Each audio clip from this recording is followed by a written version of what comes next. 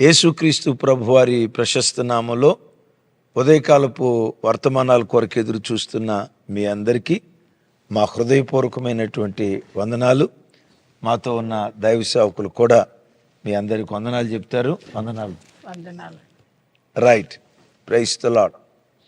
క్రీస్తునందు మాకు అత్యంత ప్రియమైన దైవ జనాంగమా, ఈ దినం ఓ ప్రత్యేకమైన అంశం మీతో పంచుకోవాలని పరిశుద్ధాత్మ చేత రేపబడినటువంటి వారమై ఓ దివ్యమైన అంశాన్ని మీ ముందుకు తీసుకొస్తా ఉన్నాం. ఏంటయ్యా అంశం? ఈరోజు ఉదయం చూడటంతో ఏంటి నలుగురు కనపడతా ఉన్నారు, ఏంటి విషయం అన్నట్లుగా మీరు కాస్త ఆలోచనలో పడి ఉంటారు కదా. అవును, మా హృదయంలో ప్రపంచంలో ఉన్న సార్వత్రిక సంఘానికి ఉపయుక్తమైన కొన్ని మాటలు పంచుకోమని పరిశుద్ధాత్ముడు మా హృదయాన్ని రేపటాన్ని బట్టి ఆదివారపు ఆరాధనకు వెళ్ళేటప్పుడు, ఆదివారపు ఆరాధనకు మాత్రమే కాదు, దేవుని మందిరానికి వెళ్ళేటప్పుడు మన ప్రవర్తన ఎలా ఉండాలి? ప్రసంగి గ్రంథం 5వ అధ్యాయం 1వ వచనంలో చక్కటి మాట రాసి ఉంటుంది. చదువురాజు. నీవు దేవుని మందిరమునకు పోవునప్పుడు నీ ప్రవర్తన జాగ్రత్తగా చూచుకొనుము. చూడండి, పిల్లల్ని స్కూల్కి పంపించేటప్పుడు, కాలేజీకి పంపించేటప్పుడు అమ్మ నాన్న ఏం చెప్తారు? ఇజ్రాయేలు అది ఏ జాగ్రత్త, డ్రైవింగ్ చేసేటప్పుడు జాగ్రత్త అని అంటారు కదా. మంచిది. ప్రయాణమే బయటకు వెళ్ళేటప్పుడు మనకు జాగ్రత్త ఉండాలి. అయితే దేవుడు వాటన్నిటికి మించి ఒక జాగ్రత్త చెప్తున్నాడు. దేని గురించి? దేవుని మందిరమునకు వెళ్ళినప్పుడు నీ ప్రవర్తన యావత్తు జాగ్రత్తగా చూసుకోండి. దైవజనమ, నీ ఉద్యోగ స్థలంలో నువ్వు జాగ్రత్తగా ఉన్నదానికంటే ఉండాలి. ఉద్యోగ స్థలంలో, వ్యాపార స్థలంలో జాగ్రత్తగా ఉన్నదానికంటే, నీ పని స్థలాల్లో జాగ్రత్తగా ఉన్నదానికంటే దేవుని మందిరమునకు పోవునప్పుడు నీ ప్రవర్తన యావత్తు జాగ్రత్తగా చూచుకోమన్నాడు. మిమ్మల్ని అడుగుతాను, దేవుని మందిరానికి వెళ్ళినప్పుడు ఎందుకు ప్రవర్తన జాగ్రత్తగా చూసుకోమని ఉండొచ్చు? అది దేవుని పరలోకపు గవిని కాబట్టి. ఏది? దేవుని మందిరం కదా. ఎస్, పరలోకపు గవిని అని అంటే పరలోకపు ద్వారం, gate of haven, gate of excellent. పరలోకానికి ద్వారమే మందిరం. ఆమేన్. కాబట్టి వెళ్ళేటప్పుడు జాగ్రత్తగా వెళ్ళాలి. విన్నారు కదా, మందిరము పరలోకానికి ద్వారం, గవిని, గేట్. ఇప్పుడు ఒక ఇంట్లోకి వెళ్ళాలి ఇజ్రాయేల్, ఎటుకుండా వెళ్ళాలి? కిటికీ గుండా వెళ్ళొచ్చుగా. అట్లా వెళ్ళే దేవుడు దొంగోడు. దైవజనమ, ఒక ఇంట్లో ప్రవేశించడానికి దొడ్డి ద్వారం ఉంటుందేమో కానీ పరలోకంలో ప్రవేశించడానికి రాజమార్గం, ఒకే మార్గం, అదే దేవుని మందిరం. సో ప్రతి విశ్వాసి పరలోకంలో ప్రవేశించాలంటే మందిరం ద్వారానే ప్రవేశించగలుగుతాడు, కానీ మందిరం లేకుండా ఏ వ్యక్తి పరలోక రాజ్యం ప్రవేశించలేడు. అందుకనే మేబీ ప్రసంగి గ్రంథకర్త అని ఉంటాడు, దేవుని మందిరమునకు పోవునప్పుడు నీ ప్రవర్తన యావత్తు జాగ్రత్తగా తీసుకో. క్రైస్తవ జనమ, దేవుని మందిరానికి వెళ్ళేటప్పుడు మనం తీసుకోవలసిన 12 జాగ్రత్తలు ఇంకా చాలా ఉన్నాయి. మెట్టుకు ఒక 12 జాగ్రత్తలు మీతో పంచుకుంటాం. నంబర్ 1, పరిశుద్ధ గ్రంథమైన బైబిల్లో రాయబడిన మాట, దేవుని సన్నిధికి వెళ్ళినప్పుడు వట్టి చేతులతో వెళ్ళవద్దు. ఏ చేతులతో వెళ్ళొద్దు? వట్టి చేతులతో వెళ్ళొద్దు అని అంటాడు. అంటే వట్టి చేతులతో వెళ్ళొద్దు అన్నాడంటే మందిరానికి వెళ్ళేటప్పుడు మన చేతులతో ఏదో తీసుకొని వెళ్ళాలి. రైట్. జ్యోతమ్మ, ఏమేమి తీసుకొని వెళ్ళాలి మీకు తెలిసి చెప్పండి. మొట్టమొదటిగా బైబిల్ తీసుకుని వెళ్ళాలి. ఆమేన్. ఒక డైరీ తీసుకుని వెళ్ళాలి. Dairy, right. ఒక పెన్ను తీసుకుని వెళ్ళాలి. ఎక్సలెంట్. రాజు, ఇంకా కృతజ్ఞత కానుక తీసుకుని వెళ్ళాలి. ఎస్, అమ్మో, కృతజ్ఞత కానుక తీసుకొని వెళ్ళాలి. ఇజ్రాయేల్ వెళ్ళేటప్పుడు కనీసం ఒక నూతనాత్మనైన మన మందిరానికి నడిపించాలి. ఎస్, ఈ ఐదిటిని మనం తీసుకొని వెళ్ళాలి. తమ్ముళ్ళు చెల్లెల్లో యవన బిడ్డలారా, ఈరోజు చేతిలో బైబిల్ లేకుండా మందిరానికి రావటం ఫ్యాషన్ అయిపోయింది. అవును. అదేమంటే ఫోన్ ఉంది కదా అంటాడు. పవన్, నువ్వు బైబిల్ తెచ్చుకుంటున్నావా లేదా? ఫోన్ ఉంది అంటున్నావా? విచిత్రం చూడండి, కొన్ని చోట్ల చర్చెస్లో పాస్టర్ గారు వాక్యం చెప్పేటప్పుడు రెఫరెన్స్ చెప్పినప్పుడు టర్న్ ఎవర్ మొబైల్స్ అంటున్నాడు. ఒకప్పుడు టర్న్ ఎవర్ బైబిల్స్ అనేవాళ్ళు. మీ పరిశుద్ధ గ్రంథాన్ని తెరవండి అంటే చూడండి, ఫ్యాషన్ ఎక్క. కొంతమంది యవన దైవ సేవకులు, అందరూ కాదు సుమే, యవన కాలంలో దైవిక క్రమంలో సేవ చేస్తున్న యవన తరం కొన్ని వేల మంది ఉన్నారు. అయితే కొంతమంది వింత పోకట్లకు పోయి టర్న్ ఎవర్ మొబైల్స్ అని అంటున్నారు. క్రైస్తవ జనమ, ఈ 5 దేవుని మందిరానికి వచ్చేటప్పుడు మన చేతితో తప్పకుండా తీసుకొని వెళ్ళాలి. ఇంకో మాట కొన్ని చెప్తారా? కొన్ని చర్చెస్ లో అయితే బైబిల్, పాటల పుస్తకం అక్కడే పెడుతున్నారు, కూర్చునే బెంచ్ ఎదురుగా. ఆహా. అబ్బా, ఇంకా మోసుకొచ్చుకోకుండా అసలు మోయాల్సిన పనే లేదు. అయ్యలారా, వింత పోకట్లకు పోవద్దు, కొత్త పోకట్లకు పోవద్దు. పురాతన మార్గాన్ని, పురాతన మార్గాన్ని విడిచిపెట్టొద్దు. మందిరానికి వెళ్ళేటప్పుడు తప్పకుండా 5 మనతో పాటు తీసుకొచ్చుకోవాలి. 1 బైబిల్, 2వది డైరీ, 3వది పెన్. డైరీ పెన్ ఎందుకు? చెప్పే వర్తమానం రాసుకోవటానికి, రైట్. 4వది కృతజ్ఞత కానుక, పాటల పుస్తకం, ఎక్సలెంట్, పాటల పుస్తకం. లాస్ట్ వన్, మందిరానికి వచ్చేటప్పుడు సోమవారం నుంచి శనివారం వరకు ఇల్లు తిరిగి కనీసం ఒక్క నూతనాత్మనైనా మన మందిరానికి తీసుకొచ్చేటువంటి వారిగా ఉందుముగాక. ఆమేన్. ఎందుకు కనీసం ఒక్క నూతనాత్మని తీసుకురావాలంటే, పరలోకానికి మనం వెళ్ళిన తర్వాత మనం సంపాదించిన ఆత్మలు మన తల మీద ఒక్కొక్కరు ఒక రత్నాలుగా మారతారు కదా. ఎన్ని 100 మంది ఆత్మలు నువ్వు నడిపిస్తావో ఆ 100 ఆత్మలు 100 రత్నాలుగా మన తల మీద నిలిచిపోతారు. ఆమేన్. మందిరానికి వెళ్ళేటప్పుడు ఏం తీసుకోవాలో, ఏం తీసుకుని వెళ్ళాలో తెలుసుకున్నాం కదా. రెండవదిగా మందిరానికి వెళ్ళేటప్పుడు సమయానికి వెళ్ళాలి. 9ంటికి ఆరాధన అన్నారు అనుకోండి, 10 నిమిషాలు తక్కువ 9ంటికే మందిరంలో ఉండాలి. ఆమేన్, ఆమేన్. ఉద్యోగానికి వెళ్ళాలి, ఇన్ టైంకి వెళ్ళి పంచ్ కొడతాం కదా. ఒకవేళ ఇన్ టైంకి వెళ్ళి పంచ్ కొట్టలేదు అనుకోండి, ఆలస్యంగా వెళ్ళాం పంచ్ కొట్టామనుకోండి, ఎంట్రన్స్ ఉండదు, లోపల గేట్ ఓపెన్ అవ్వదు. నీవు ఇన్ టైంకి వెళ్ళి పంచ్ కొట్టినప్పుడే గేట్ ఓపెన్ అవుతుంది, లోపలికి వెళ్తావు. ఉద్యోగానికి వెళ్ళేటప్పుడు ఇన్ టైంకి వెళ్తున్నావు కదా. పిల్లల్ని స్కూల్కి పంపించేటప్పుడు, పిల్లలు ఎప్పుడైనా లేటుగా లేచారు అనుకోండి, తల్లిదండ్రులు ఏమంటారు తెలుసా? మరి నిద్రముఖం కూడా, మరి తిండిపోతాడా, నీకు చదువు మీద శ్రద్ధ లేదురా, నీకు పుస్తకాలంటే ఆసక్తి లేదురా అని పెట్టామని కొట్టి, తిండిపోతాడా నిద్రపోతాడని ఒక్కరోజు స్కూల్కి ఆలస్యంగా వెళ్తేనే తిడతారు. ఇజ్రాయెల్, మీ మమ్మీ తిట్టిందా?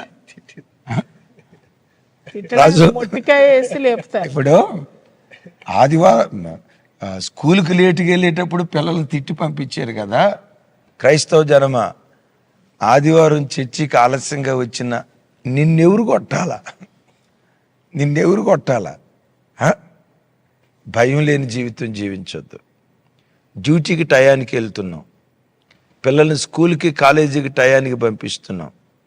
లోకంలో ప్రతిదీ సిస్టమేటిక్గా చేసేటప్పుడు దేవుని మందిరానికి ముందుగా రావటం, అది దైవికమైన క్రమానికి గుర్తు.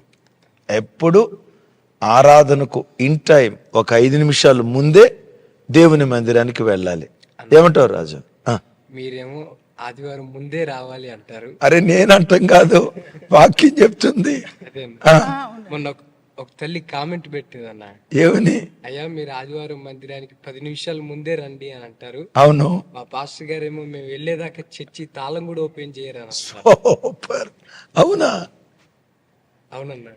అరే రే రే రే, సేవకులారా చూడండి, ఇటువంటి పరిస్థితుల్లో ఎట్లా వెళ్తారు? పాపం ముందే వెళ్ళి గేటు బయట కూర్చోవాల్సి వస్తుంది. దైవజనులారా, దేవుని మందిరపు ద్వారం ఆదివారపు ఆరాధన ప్రారంభం కాక మునిపే తెల్లవారుజామునే ఎస్ దైవజనులు అడుగు పెట్టాలి. ఆమేన్. ప్రజలు సమయానికి మందిరానికి రావటానికి మనం అనుకూలత ఏర్పాటు చేయాలి. ఈ వాక్యం వింటున్న మీలో ఎవరైనా దైవ సేవకులు ఉంటే మీ విశ్వాసులు మిమ్మల్ని గూర్చి ఇలాంటి మాట అనకుందురుగాక. ఆమేన్. పరిశుద్ధ గ్రంథమైన బైబిల్లో ఓ చక్కటి మాట రాసిన జ్యోతమ్మ. విరిగిన విత్తనాలు, విరిగిన విత్తులు దేవునికి కానుకగా ఇవ్వకూడదు. విరిగిన విత్తులు అంటే ఇప్పుడు బియ్యం ఉంది, బియ్యం విరిగితే ఆ బియ్యాన్ని ఏమంటారు? నూకలు. నూకలు అంటారు. నూకలను దేవునికి కానుకగా ఇవ్వకూడదు. చూడండి, ఇది మీకు కనపడుతుందో లేదో. చిన్న ఏంటిది?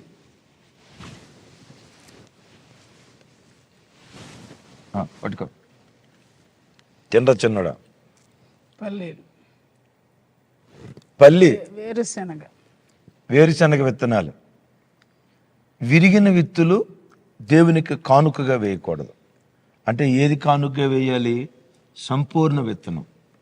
9 నుంచి 12 దాకా ఆరాధన అనుకోండి, 5 నిమిషాల దాకా 9 మందిరంలో అడుగుపెట్టి 12 అయ్యేదాకా పూర్తిగా దేవుని సన్నిధిలో ఉండటం సంపూర్ణమైన విత్తనాన్ని దేవునికి కానుకగా ఇవ్వటం. అలా కాకుండా 9 ఆరాధన అయితే నువ్వు 9:30కు వెళ్తే విరిగిన విత్తనాన్ని దేవునికి కానుకగా ఇచ్చినవాడు. 10:30కు ఆరాధనకి వెళ్తే సగం నూకల బియ్యాన్ని, బిర్యానీనా? విరిగిన విత్తు. విరిగిన విత్తనం నువ్వు బిర్యానీ అన్నట్టుంది రాజు. విరిగిన విత్తనం, నూకల బియ్యాన్ని దేవునికి కానుకగా ఇచ్చిన వాళ్ళం అవుతాం. నీ దేవుడు చీప్ దేవుడా? విలువైన వాడు, మహోన్నతుడు. మహోన్నతుడైన దేవునికి మహోన్నతమైన అర్పణ మనం అర్పించే వారిగా దేవుని సన్నిధిలో బ్రతుకుదుము గాక. ఇప్పుడు ఆదివారం మందిరానికి ఇన్ టైం ఇంకొంచెం ముందుగానే రావాలంటే మనం ఏం చేయాలి?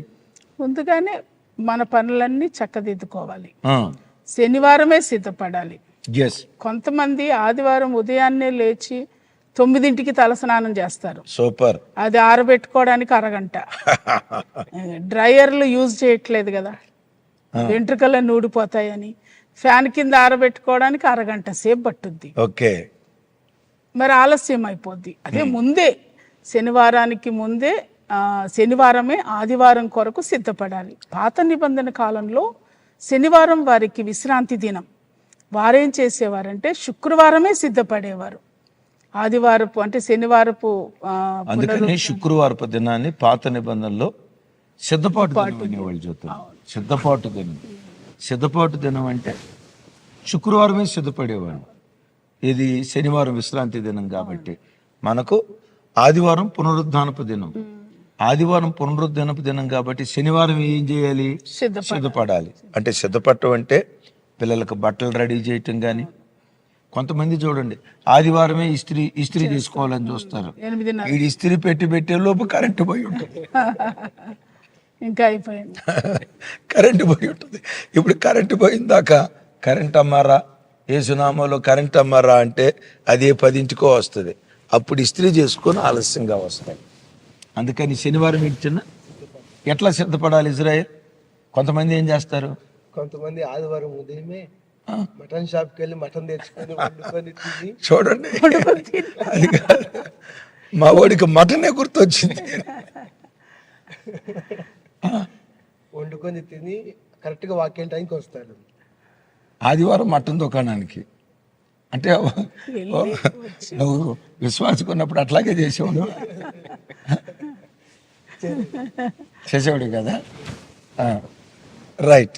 మటన్ దుకాణానికి వెళ్ళి మటన్ తెచ్చుకొని అప్పటిదాకా లైవ్ లో చూస్తుంటారు అన్న. లైవ్ ఉంది కదండి ఇప్పుడు అన్న, లైవ్ చూస్తూ కరెక్ట్ గా వాక్యం టైంకి ముందుగా కరెక్ట్ గా వచ్చి మందిరానికి వచ్చేస్తుంటారు. అలా ఆదివారమే మంగళ షాప్కి వెళ్ళటం, ఆదివారమే షేవింగ్ చేసుకోవటం మంచిది.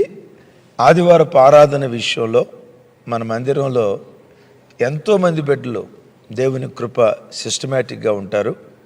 వారిలో 2 గూర్చి మీతో పంచుకుంటాం. ఒకరు ప్రభు సన్నిధికి చేరినటువంటి ఒక తల్లి. ఆ తల్లి పేరు సీతమ్మ గారు. కృపమ్మ ఏదో పేరు ఉండేది కదా, కృప. కృపమ్మ బాప్తిస్మం వాస్తవంగా ఇచ్చినప్పుడు సీతమ్మ. కృపమ్మ. ఆ సీతమ్మ తల్లి భక్తి గురించి సేవకురాలు ఒక మాట చెప్తారు. ఆ తల్లి గారండి ఆదివారాని కోసం ఆదివారం ఇన్ టైంకి దేవుని సన్నిధికి రావాలని ఓకే, శనివారమే వంట అన్నీ చేసేసుకునేవారు. అన్ని పనులు తల స్నానంతో సహా శనివారం రాత్రికి అయిపోవాలన్నీ. ఆదివారం ఏదో బట్టలు పొయ్యి వెలిగించకూడదు, ఏదో అనేది నేను అడిగాను ఒకరోజు నేను అడిగాను సీతమ్మ గారిని, అమ్మ ఎందుకని మీరు శనివారం రాత్రి వంట చేసుకుంటారు అని. నాకు చెప్పారనమాట, శనివారమే వంట చేస్తాను, ఆదివారం మా ఇంట్లో వంట ఉండదు అని. ఎందుకమ్మా అంటే ఆదివారము నిప్పు వెలిగించకూడదు, అందుకని చెప్పేసి నేను పొయ్యి వెలిగించకూడదు కాబట్టి శనివారమే వంట చేసి పెడతాను. అది ఇప్పటి నుంచి కాదమ్మా, ఎప్పటి నుంచో నేను ఇలా చేస్తాను అని చూసారా చెప్పారు. అలాగని ఆదివారం పొయ్యి వెలిగించకూడదని కాదు, ఆదివారం అంటే ఆ తల్లి ఆదివారపు ఆరాధనకు అంత ప్రాముఖ్యతనిచ్చి. పాత నిబంధనలో శనివారం విశ్రాంతి దినాన పొయ్యి వెలిగించకూడదని రాసి ఉంటుంది కదా, బహుశా ఆ మాట పట్టుకున్నట్టు. అయితే మనకు క్రొత్త నిబంధనలో అది లేదు, కానీ ఆ తల్లి దగ్గర నుంచి మనం నేర్చుకునే పాఠం ఆదివారపు ఆరాధన విషయంలో అంత డిసిప్లైన్డ్గా ఉండేది. రెండవది పునరుత్థానాన్ని చిన్న మన చర్చికి యేసుదాస్ గారు వస్తారు కదా, ఒక పెద్ద ఆయన. ఎంత ఉంటుంది ఆయన వయసు? 75. ఆయన ఎప్పుడైనా ఆదివారం ఆలస్యంగా రావటం చూసావా? ఏ సర్వీస్కి వస్తాడు ఆయన? మన ఫస్ట్ సర్వీస్ ఎన్నింటికి? 5:45. ఇజ్రాయెల్ ఎన్నింటికి వస్తాడు ఆయన? ఒక 5 నిమిషాల ముందే వచ్చేస్తాడు. 75 సంవత్సరాల యంగ్స్టార్. వింటున్నారా? 75 సంవత్సరాల యంగ్స్టార్ ఆదివారపు ఆరాధనకి 5:45 అయితే 5:35 కల్లా మందిరానికి వచ్చి కూర్చుంటాడండి. దైవజనమా, వయస్సు ఏమంటారు, శరీరానికి వృద్ధాప్యం రావచ్చు, కానీ మన ఆత్మీయ జీవితానికి ఎప్పుడు వృద్ధాప్యం రాకూడదు. ఆత్మీయతలో పక్షిరాజు వలె నవయవ్వనులుగా దేవుని దగ్గర మనం బ్రతుకుదాం గాక. ఎప్పటి వరకు? Up to last breath. Amen. మంచిది. మనం విన్నాం కదా, మందిరానికి వచ్చే ప్రతి బిడ్డ మొదట ఏమేమి తీసుకుని మందిరానికి వెళ్ళాలో మనం విన్నాం. ఏ సమయానికి మందిరానికి రావాలో మనం విన్నాం. మూడోది, మందిరానికి వచ్చే ప్రతి బిడ్డ మందిరంలో ముందు వరుసలో మందిరంలో కూర్చోవాలి. ఓకే. చాలా మంది మందిరానికి వస్తారు కానీ వాళ్ళు ఇష్టపడిన సమయం, వాళ్ళు ఇష్టపడిన చోట కూర్చోడానికి ఇష్టపడతారు. అంటే వాళ్ళకి సెంటిమెంట్ ఉంటుందా చిన్న? ఎక్కడ కూర్చుంటే ఏమైనా సెంటిమెంట్ ఉంటుందా ఏంటి? అవును, కొంతమంది ఈ చైర్ నాదంటారు. ముందు వచ్చి కూర్చున్నా వెనక నుండి వచ్చి ఈ రెండో చైర్ నాది, ఈ ఫ్రంట్ ఈ చివర చైర్ నాది, మీరు లేసి వెళ్ళండి ఇది నాది అని రిజర్వ్ చేసుకుంటారు. బాబోయ్. Okay, right. ముందు వరుసలో కూర్చోవాలి. నిజమే, ఇది చాలా విలువైన మాట. ఇజ్రాయెల్, ఇప్పుడు నువ్వు చదువుకునేవాడు కదా, మనం అందరం చదువుకునేవాళ్ళం కదా. సహజంగా స్కూల్లో ఫ్రంట్ బెంచీలు ఎవరు కూర్చుంటారు, బ్యాక్ బెంచీలు ఎవరు కూర్చుంటారు? ఫ్రంట్ బెంచీల్లో క్లెవర్స్ కూర్చుంటారు. క్లెవర్స్. లాస్ట్ బెంచీల్లో కొంచెం ముద్దుగా అల్లరి చేసే వాళ్ళు కూర్చుంటారు. ఎంతకీ నువ్వే బెంచీలో కూర్చునేవాడు? మిడిల్లో కూర్చుంటారు. మిడిల్లో అంటే క్లవర్ కాదు, ఇటు మొద్దపై కాదు. రాజు, నీదే బెంచి? అబ్బా, మీదే బెంచి? నాది ఫస్ట్. అబ్బా, నన్ను అడుగుతారా? సరే, నాది ఏ బెంచ్ అయి ఉండొచ్చో మీరే కింద కామెంట్ బాక్స్లో రాయండి. రైట్, నిజమే. ఎప్పుడైనా చదువు పట్ల ఆసక్తి కలిగిన వాళ్ళు ఎప్పుడు చిన్న ఫ్రంట్ బెంచ్లోనే ఉంటారు. దైవభక్తి సంబంధమైన మనసు కలిగిన బిడ్డలు ఎప్పుడైనా చూడండి, సాధ్యమైనంత వరకు ఎదురు కూర్చుంటారు. కొంతమంది ఉంటారు వృద్ధాప్యాన్ని బట్టి, మోకాళ్ళ నొప్పిని బట్టి, బలహీనతను బట్టి చైర్లో కూర్చుందాం, తప్పేమీ కాదు. కానీ భక్తి నిర్లక్ష్యాన్ని బట్టి, అనాసక్తిని బట్టి కొంతమంది ఎక్కడో మూలను కూర్చోటానికి ఇష్టపడతారు. నెహెమ్యా గ్రంథంలో చోట రాసి ఉంటుంది చిన్న. నెహెమ్యా గ్రంథకర్త అంటాడు, మీరు గోడను చాటును ఎందుకు కూర్చున్నారు, మూలను ఎందుకు కూర్చున్నారు? ఎక్కడ కూర్చున్నారంట? గోడ చాటున. నేనంట చాటును కూర్చునేది ఎవరు?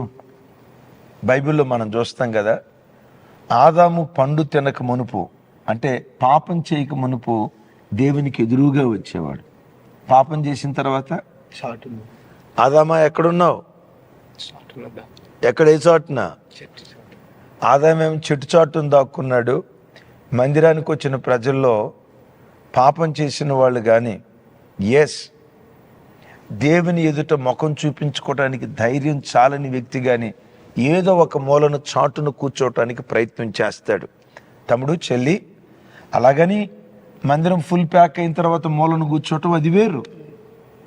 కొంచెం ఆలస్యంగా రావటాన్ని బట్టి ఎక్కడో మూలను కూర్చోవటం వేరు.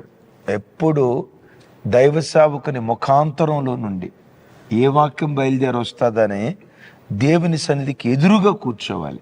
ఎందుకు కూర్చోవాలి చూద్దాం. అట్లా ఎదురు కూర్చుంటేనే అలర్ట్ గా వినగలుగుతారు. తల అటు ఇటు తిప్పకుండా కాన్సన్ట్రేషన్ ఉంటుంది దేవుని మీద, వాక్యం మీద, పాట మీద. వెనక కూర్చుంటే అల్లరి, పిల్లల అల్లరి గాని కాన్సన్ట్రేషన్ ఎంతైనా తక్కువ వెనక కూర్చుంటే. అది ముందు కూర్చుంటే మీరు ఎప్పుడైనా చూడండి, ఫుల్ ఫీట్కి దగ్గర మీరు చూస్తారు కదా, అతి పరిశుద్ధ స్థలం, పరిశుద్ధ స్థలం, ఆవరణం, ప్రాకారం అవతల. ఎప్పుడైనా చూడండి, ఫుల్ ఫీట్ యొక్క ప్రభావం,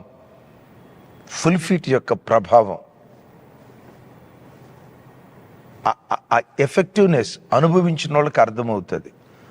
మూలను కూర్చున్న వాళ్ళు అనుభవించిన ప్రసన్నత కంటే ఎదురుగా కూర్చున్న వాళ్ళు అనుభవించే ఆ దివ్యమైన ప్రభావం చాలా ప్రత్యేకంగా ఉంటుంది. బైబిల్లో చూస్తాం కదా, సూర్యుని మహిమ వేరు, చంద్రుని మహిమ వేరు, నక్షత్రాల మహిమ వేరు, నక్షత్రానికి మహిమ వేరు అని అంటారు. చూసారా? ఎప్పుడు సాధ్యమైనంత వరకు ముందు వరుసలో కూర్చోటానికి ఇష్టపడండి. యేసయ్యకి మహిమ కలుగును గాక. ఆమేన్. ఇది మన మూడో విషయం విన్నాం కదా, మందిరానికి వచ్చినప్పుడు కూర్చోవాలి. నాలుగో విషయం ఏంటంటే, మందిరానికి వచ్చేటప్పుడు సెల్ ఫోన్స్ తీసుకొని రాకుండా ఇంటికాడే పెట్టి రావడం మంచిది. ఒకవేళ మందిరానికి వస్తే సెల్ ఫోన్ స్విచ్ ఆఫ్ చేసుకోవడం మంచిది. రైట్. సెల్ ఫోన్ తీసుకొచ్చుకోకపోవటం మంచిది.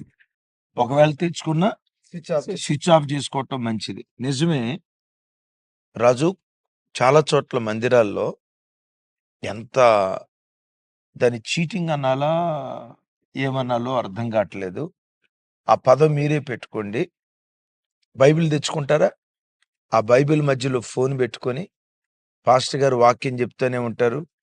వీళ్ళు బైబిల్ చూస్తున్నట్లుగా ఫోన్ ఆన్ చేసి చాటింగ్ చేయటం, ఫేస్బుక్ ఓపెన్ చేయటం, వాట్సాప్ ఓపెన్ చేయటం, మెసేజ్లు ఏమి వచ్చినాయి అని చూడటం.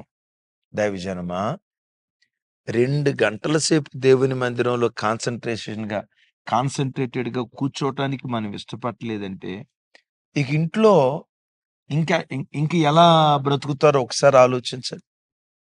దేవుని సన్నిధికి వచ్చిన తర్వాత మొబైల్స్ పెట్టుకొని చాటింగ్ చేస్తా.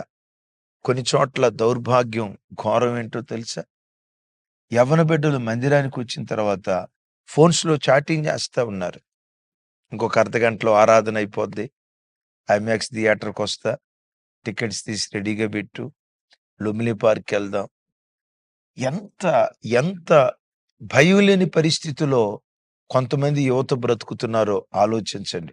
అయిలారా, దేవుని ప్రతినిధులుగా, దేవుని రాయబారులుగా మా చేతులు జోడించి మిమ్మల్ని బ్రతిమలాడుకుంటూ ఉన్నాం. దేవుని మందిరానికి వచ్చినప్పుడు మన ప్రవర్తన జాగ్రత్తగా ఉండాలి. సాధ్యమైనంత వరకు మొబైల్స్ తెచ్చుకోకండి. లేదు తప్పదా వచ్చినప్పుడు కారులో పెట్టుకొని వచ్చేసేయండి.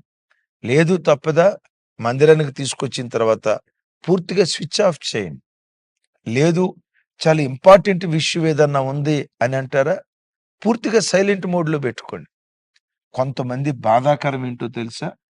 కనీసం సైలెంట్ మోడ్లో పెట్టుకోవాలన్న ఏమంటారు, అది కరెక్ట్ వర్డ్, ఇంకిత జ్ఞానం లేకుండా రింగ్ టోన్లు ఉంటాయి రాజు. కొన్ని రింగ్ టోన్లు అవి చైనా ప్లేస్లో ఏం చెప్పాలి, అది మోత మోగిందంటే కొంతమంది వైబ్రేషన్ మోడ్లో పెడతారు, భూకంపం వచ్చినట్టు ఉంటుంది.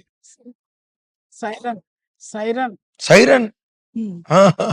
ఫైర్ ఇంజిన్ పోయేటప్పుడు వస్తా చూసారా, ఆ రేంజ్ లో. అరే మినిమం ఇందాక మీరు ఒక చక్కటి మాట అన్నారు, ఇంకిత జ్ఞానం, ఆ కామన్ సెన్స్ ఉండదు.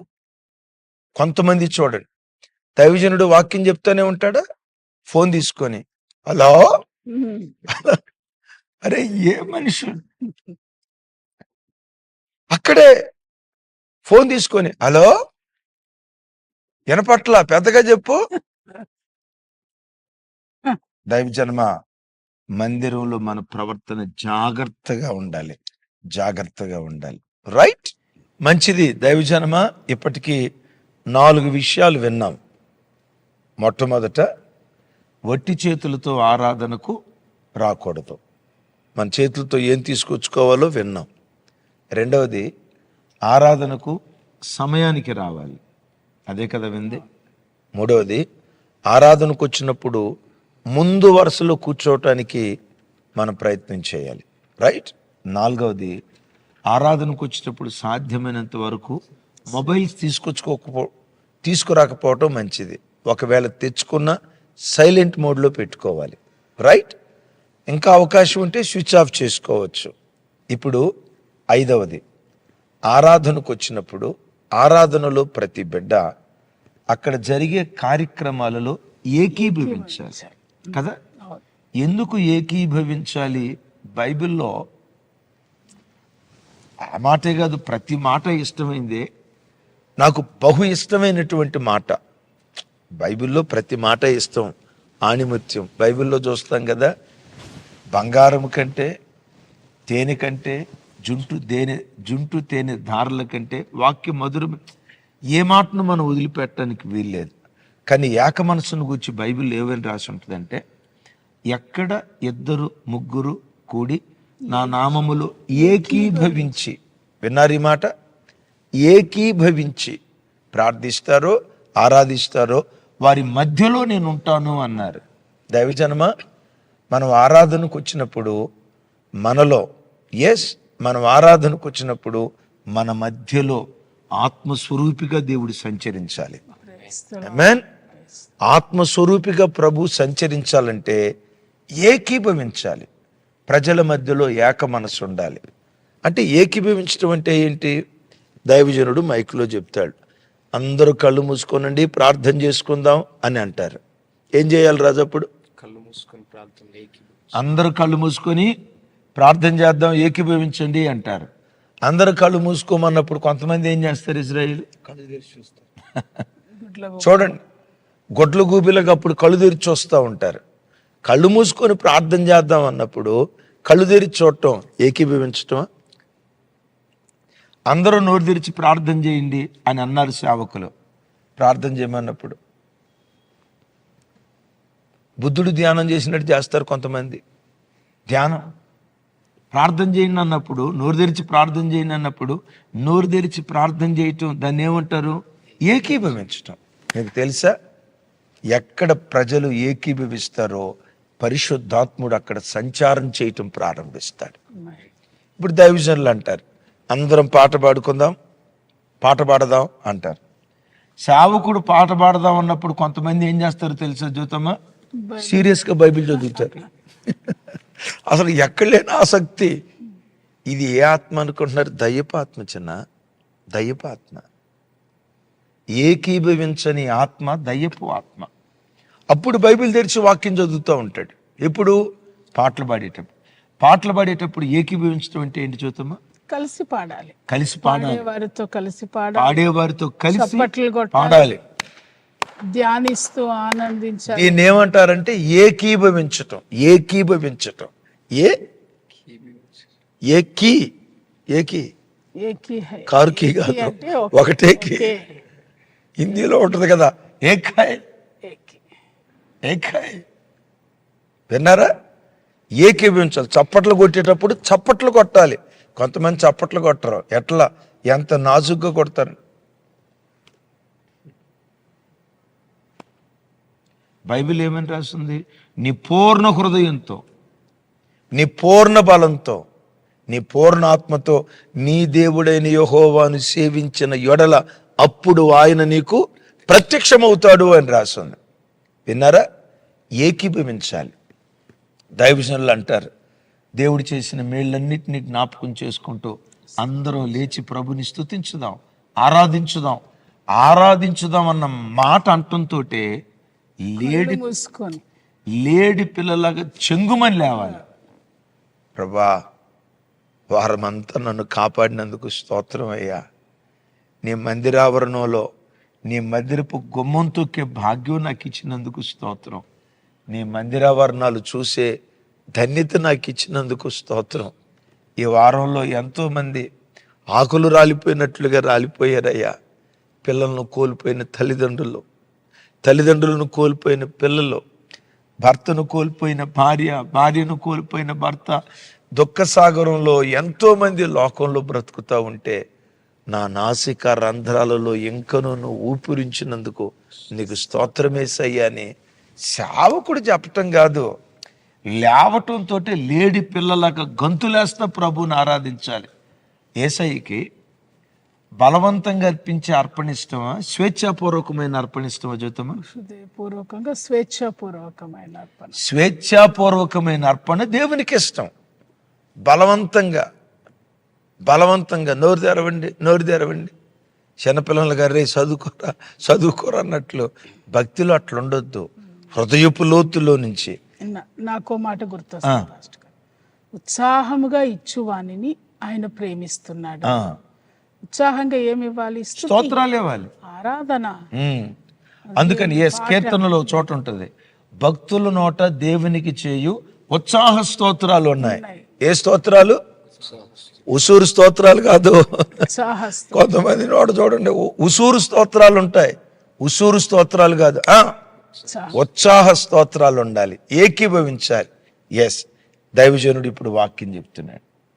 వాక్యం చెప్పేటప్పుడు ఏకీభవించడం అంటే ఏంటి? దైవజనుని నోట నుంచి ఏ మాట బయలుదేరి వస్తుందో నీ దేవుడైన యెహోవా మాట నువ్వు శ్రద్ధగా వినిన యెడల. అద్భుతం. కొంతమంది ఉంటారు చూసారా, వాక్యం చెప్పేటప్పుడు ఎంత చక్కగా తూగుతారో. ఇంట్లో డబల్ కాట్ బెడ్ మీద పడుకున్నప్పుడు నిద్ర రాదు, తల కింద స్లీప్ వెల్ దిండు అయినా నిద్ర రాదంట. నిజమే. అది ఏంటి నిజం? దేవుని మందిరంలో నో, ఇట్స్ ఇండిసిప్లినరీ యాక్టివిటీ. దేవుని మందిరంలో నిద్ర నో. ఓ తల్లి ఏముందో తెలుసా, ఏమా దేవుని మందిరంలో నిద్రపోతున్న వాక్యం చెప్పేటప్పుడు అంటే ఆ పాస్టర్ గారితో అందట, అయ్యగారు దేవుని మందిరంలో నిద్రపోవటం అంటే ఏంటో తెలుసా, సాక్షాత్తు దేవుని ఒడిలో నిద్రపోవటం అయ్యగారు.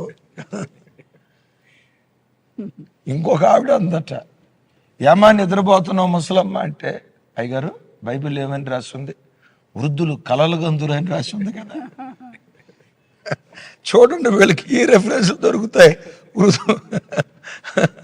వృద్ధులు కలలు గంతులు అని రాసి ఉంది కదా, మరి కళ రావాలంటే నిద్రపోవాలి కదా. ఏ కళ ఇస్తాడో కళ కోసం నిద్రపోతున్నాను. ముగిస్తూ ఉన్నాం. మరలా వచ్చే శనివారం పూర్తి వివరాలు చెప్తాను. ఏకీభవించాలి.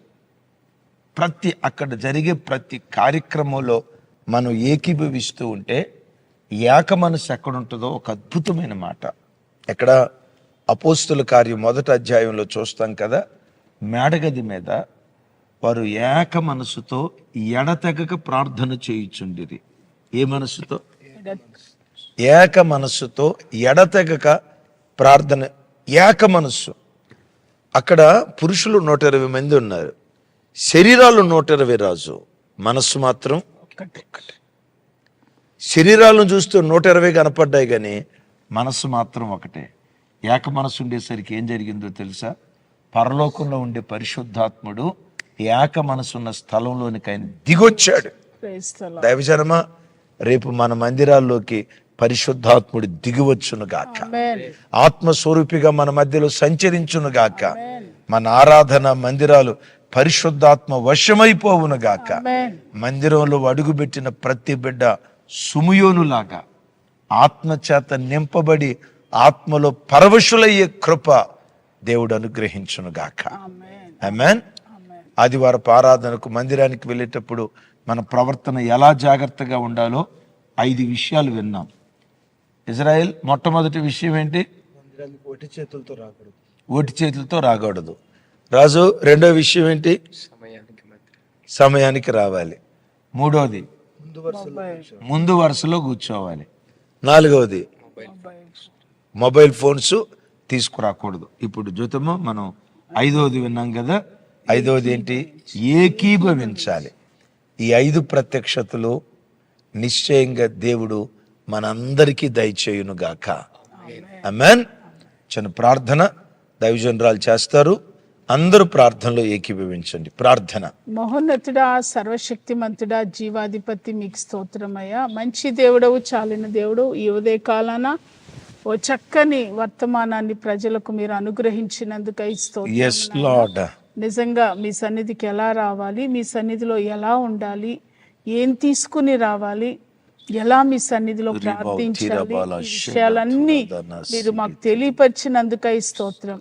ఇంకా ఈ విషయాలు తెలియని ప్రతి బిడ్డ నాయన ఈ విషయాలను తెలుసుకుని వాటి ప్రకారం జీవించడానికి, అలాగే దేవుని మందిరానికి రావడానికి, దేవా దైవజనులతో ప్రార్థనలో, పాటల్లో, స్తుతిలో ఏకీభవించడానికి, దేవా ఇన్ టైంకు మందిరానికి రావడానికి తండ్రి చక్కగా బైబిల్ పుస్తక పెన్ను తీసుకుని వచ్చి చక్కగా దేవుని వాక్యం రాసుకోవడానికి, పాటల పుస్తకం తీసుకుని వచ్చి నోరు తెరిచి పాడడానికి, మమ్మల్ని స్తుతించడానికి దేవా మీ కృప చూపించండి. ఆరాధనకు వెళ్ళే ప్రతి బిడ్డ ఈ సూత్రాలు పాటించి మీ నామానికి మహిమ తెచ్చే విధంగా, దేవా మీ నామం గణపరిచే విధంగా ప్రతి ఒక్కరూ జీవించడానికి కృప చూపి మహిమ పొందమని యేసు నామంలో ప్రార్థిస్తున్నాను తండ్రి.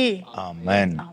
తండ్రి అయిన దేవుని ప్రేమ, కుమారుడైన యేసుక్రీస్తు ప్రభువారి దివ్య కృప, పరిశుద్ధాత్మ దేవుని అన్యోన్య సహవాసం మనకు సకల పరిశుద్ధులకు సదా తోడయుండి నడిపించునుగాక. ఆమేన్. ఆమేన్. ఆమేన్. ఆమేన్. అందరికీ ప్రభు పేరిట మా హృదయపూర్వకమైన వందనాలు. మంచిది. కొన్ని ప్రాముఖ్యమైన ప్రకటనలు. ఈరోజు శనివారం కదా, ఉదయం 10 గంటల నుంచి 1 గంట వరకు ఉపవాస ప్రార్థన. ఈ 2025 సంవత్సరానికి మొట్టమొదటి ఉపవాస ప్రార్థన. ఓ చక్కటి వర్తమానం పరిశుద్ధాత్మ దేవుడు మా ద్వారా, ప్రత్యేకంగా నా ద్వారా పరిశుద్ధాత్ముడు అందించిపోతున్నారు. తప్పకుండా ఈ ఉదయం 10 గంటలకి జూమ్లో కానీ యూట్యూబ్ లైవ్లో కానీ జాయిన్ కాగలరు. ఏమాత్రం అవకాశం ఉన్నా మందిరానికి ప్రత్యక్షంగా రాగలరని ప్రేమతో తెలియచేస్తూ ఉన్నాను. అలాగే రేపు ఆదివారం 2025 సంవత్సరానికి మొట్టమొదటి పునరుద్ధానపు ఆరాధన. రైట్, ఎవ్వరు మిస్ చేసుకోవద్దు. మన సెంట్రల్ మందిరంలో 3 ఆరాధనలు. 5:45కి ఫస్ట్ సర్వీస్, దయా కిరీటం, ఓ దివ్యమైన వర్తమానం.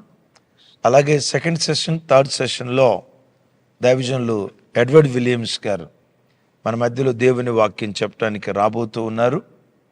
మరి ప్రాముఖ్యంగా, మరి విశేషంగా దయతో గమనించండి. మీరు ఆల్రెడీ స్క్రీన్ మీద చూసుంటారు. కామారెడ్డిలో మీటింగ్స్ ఉన్నాయి. జనవరి నెల 15, 16, 17 తారీఖుల్లో దైవజనులు జ్యోతిరాజు గారు, రాజశేఖరయ్య గారు, నేను ఆ పట్టణానికి ఎమాన్యుయల్ మినిస్ట్రీస్ అంతా వాక్యం మోసుకొని మేము ఆ స్థలానికి రాబోతున్నాం. ఈ విషయం అనేకులకు షేర్ చేయండి. రండి, పాల్పంపులు పొందండి. దైవాశీస్సులు మీకు కలుగునుగాక.